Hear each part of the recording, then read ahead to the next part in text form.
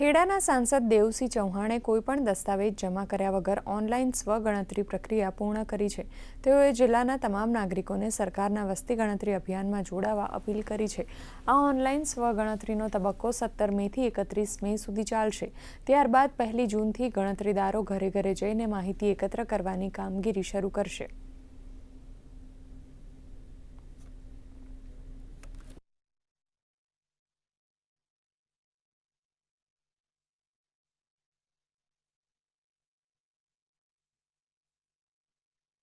રાષ્ટ્રની નીતિઓનો આધાર આ જનગણના થવાની છે, ત્યારે આપણા નાગરિક ભાઈઓ બહેનો તરફથી સંપૂર્ણ સહકાર મળે અને વર્તમાન સમયમાં જ્યારે ડિજિટાઇઝેશન પ્રત્યેક ખૂણામાં થઈ ગયું છે, ત્યારે આ ડિજિટલી આપણી સ્વગણનાનો કરાવો એવો મારો આપને આગ્રહ છે।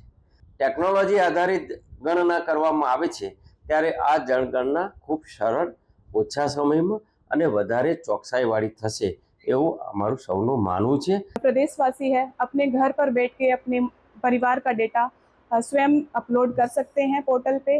जब एन्यूमरेटर घर घर जाके डेटा कलेक्ट करेंगे तो उन्हें अपने एरिया में पता होगा कि इतने लोगों ने सेल्फ एन्यूमरेशन किया है, जिसके तहत क्या होगा कि एन्यूमरेटर का समय बचेगा और उसके साथ में डेटा के अंदर हमारी एक्यूरेसी सबसे ज़्यादा आएगी।